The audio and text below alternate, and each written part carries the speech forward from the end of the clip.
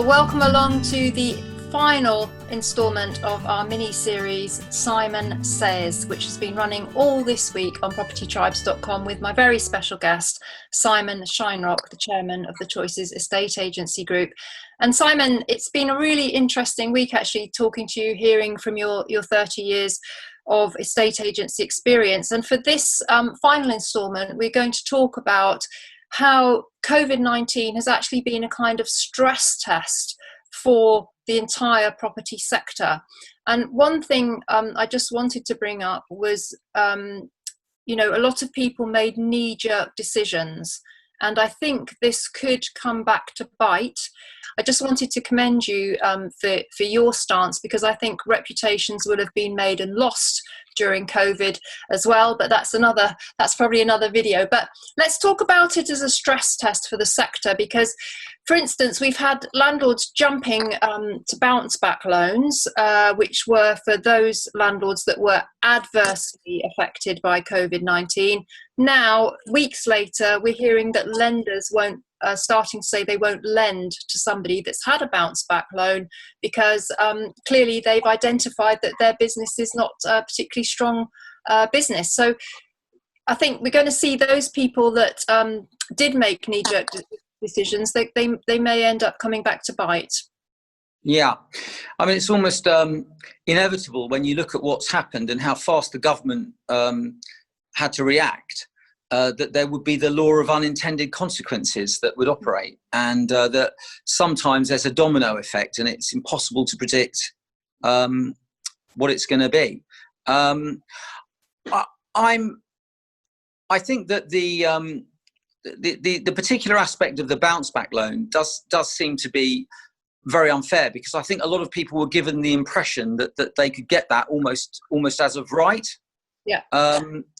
And I feel that it's unfair to penalise people in a situation like this, and I hope that once the dust settles, the government is going to sit back and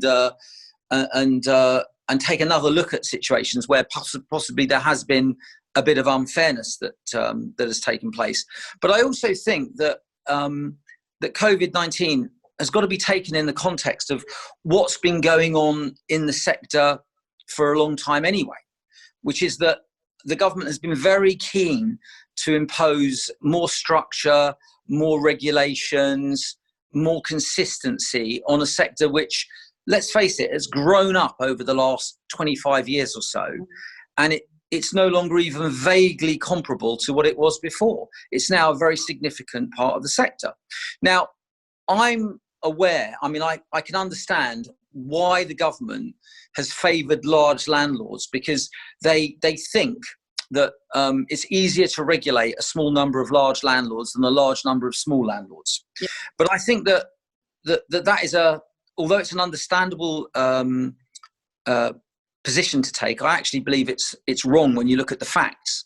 And when you look at the facts, when you look at the kind of properties that the individual landlords provide for their tenants, they're often of a much better standard, particularly the family homes, than the kind of properties that are built to let specifically for the sector where profit is the ultimate motive. So I actually really, I understand that a lot of, you can't just say, oh, all private landlords are this or all big landlords are that. But, and I do think there is definitely an underbelly to the private sector that needs to be addressed, but I think it's a lot smaller than the government has assumed. I think it's got a lot more publicity than it deserves to have got, and I think it's resulted in an unfair system that has, generally speaking, penalised really good landlords who haven't started companies and have continued to operate as individuals, and that's I would wish that one day could be addressed, and that there could be a level playing field reimposed. But I think also that there is a movement towards much more structure and compliance. If you think about the regulations that apply to accommodation generally, and to building regulations, and to safety and health and safety, these things are all becoming far more in-depth and structured across the whole of society. So landlords can't expect to escape from that. And I also think that when it comes to regulating the industry, we hear a lot about regulating estate agents, but I think that there are landlords out there, and they've also got to know what they're doing. And if they aren't sure, they've got to get help, and they've got to use someone that does. What we have seen over a period of time is a gradual process where owning a property has meant that you have got to provide tenants with a safe place to live, where you've got to demonstrate proof that you've got that you've ticked all the boxes as far as compliance is concerned, where you've got to prove that your tenants have got the right to live in those properties, where you've taken on responsibility for things like money laundering. All of these things have gradually surrounded the industry and made it, I think, more and more difficult for the first-time landlord or the landlord who's been a bit of an amateur to be completely compliant. So I think that also that it's taken, it's put an enormous strain on the legal system, and particularly when we talk about the COVID situation. As we all know, the eviction process was effectively suspended. Yeah. And what does that mean? Well, it means that you've got not only the normal number of evictions, which you would expect the courts to handle, you've got the extra number of evictions, which have come as a result of the financial hardship that COVID has imposed, yeah? And then you've got the backlog as well. And I think that what our experience of this is that when things go wrong, and you do unfortunately have to go through the process of an eviction, the courts tend to be on the side of the tenant. And whatever happens, you've got to make absolutely sure that you've got your paperwork in order and that you've been compliant in all respects. Because if there is a loophole that can allow a council or allow the courts to start the process off again, then it will happen, and it can cost a huge amount of time, and it can create a lot of grief. So what I would always encourage, and I would say to landlords, and I've always said it again, and we said it in an earlier video, that we're not reinventing the wheel here. The basics remain the same, but I just think that they're even more poignant now because we've got greater regulations. We've also got this extremely stressful situation of coming out of COVID. All I would say is to landlords now, make sure you've got your everything in order with your property. And if you don't feel comfortable that you can do that on your own, then get help. No, totally subscribe to that, Simon. As you say, that's really always been the case before COVID, but it has been amplified subsequently to lockdown and all the impact that had. And I think, you know, we said earlier about COVID stress testing business models. It's definitely doing that because, and I'm going to play devil's advocate here, I do believe that some landlords have been running on too thin margins. And if you had to reach for a payment holiday within 1 month of lockdown being announced, I'm sorry, but you probably don't have a particularly robust business. And I actually regard this as positive, that some of these landlords that were running on too thin margins, they may have had a wake-up call. Yeah, I mean, it's hard, isn't it? You've got to try to be as balanced as you possibly can with this. And you were very kind about what you said earlier to me about how I responded when the initial lockdown took place. What I actually did was I wrote to all of our staff, and I said that I would stop taking any remuneration from the company, and I would place an amount of my savings behind the company. And if we couldn't get through it without making a loss, that we'd look at that loss and we would spread it amongst us in percentage terms according to what our normal incomes were. And believe it or not, everybody in the company supported that. And then, thank goodness, they announced the furlough arrangement. But as a business, I have always believed in keeping money back for a rainy day. I've never thought about, I'll just spend it as I get it. I've always built the business up on the basis that we want to last the test of time.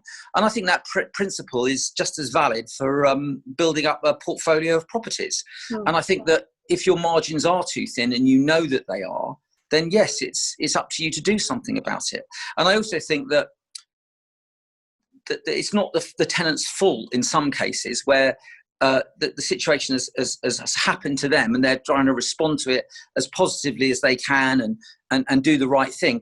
And that if the landlord doesn't see their point of view as well and try to listen to what they're saying.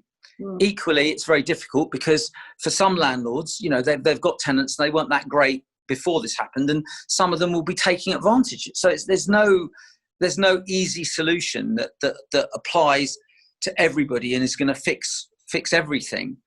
I think on the plus side, we've got ultra low interest rates, and if you financed your portfolio correctly, that should give you some breathing space. But yes, I would say that in general, I would advise landlords to try and be as more conservative rather than less conservative in this environment. And also, if they've done really well over the last few years and they've had lots of income coming out of their properties, that's fantastic. I hope that the good ones have saved some of that up and can now use it if necessary to get by through what could be quite a difficult time, especially if you are unlucky enough to have tenants that are going to be in your property for a long time and aren't paying the rent. But again, don't bury your head in the sand. If you are unfortunate enough to be in that situation, you don't have insurance, then go out there and find the help. It is out there. Go ahead and find it.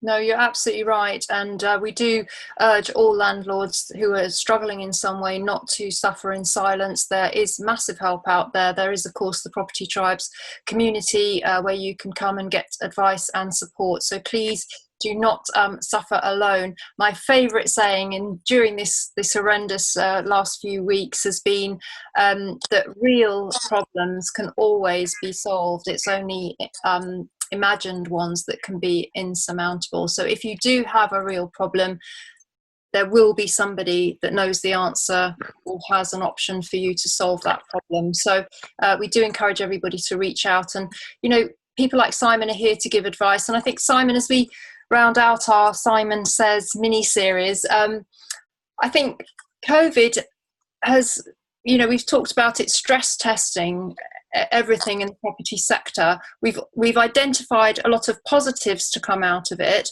and I think one of those positives is it is going to encourage landlords to do a lot more due diligence on every aspect of being involved in property, and really think carefully about mitigating their risk going forward. And that's actually a really positive outcome, in my opinion. It is, and I think that's a very nice way of saying something, which has also got a not so nice way of saying it, which is that probably this will shake out a lot of the bad landlords. That can only be a good thing in the long run. It'll shake out a lot of the bad landlords and a lot of the bad agents. And I think that moving forward, it will provide a better platform, and that better platform will provide better long-term returns and a better environment for everyone. So I do see this as an opportunity to improve and to and to take a step forward for the whole industry. But you've got to accept things for what they are. And as you say, if you've got a problem and it's a real one, it can be solved. There is help out there. And the very important thing is to take your head out of the sand if that's where it happens to be. Look around you and seek a solution. And if you're in a position where you're lucky enough to have a good portfolio, or you're at the very start of your journey, learn from the mistakes of the people that have come before you.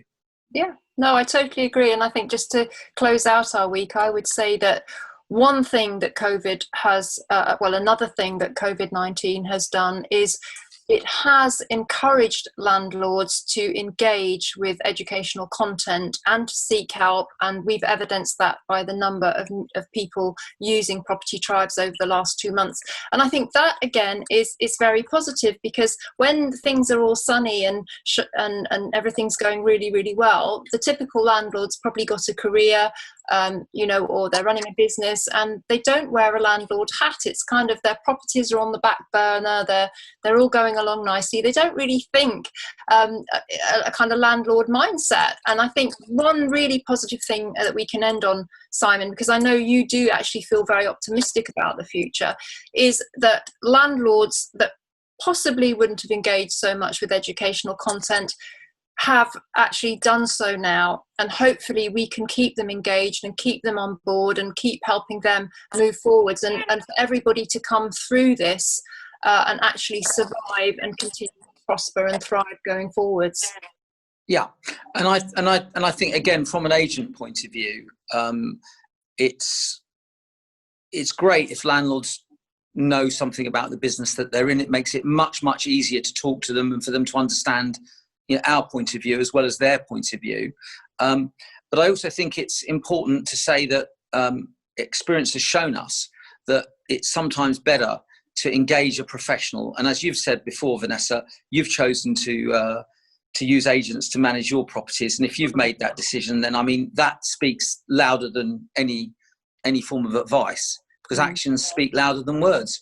And to be fair, you know, if I was never an estate agent, I would never want to look after my own properties. I want to know about the industry. I want to understand. I always want to understand everything, but there's no way that I would want to do it myself. And I respect the people that do and the people that do it well, but I think there is a vast tract of people who would be much better off now reevaluating their situation and reassessing it.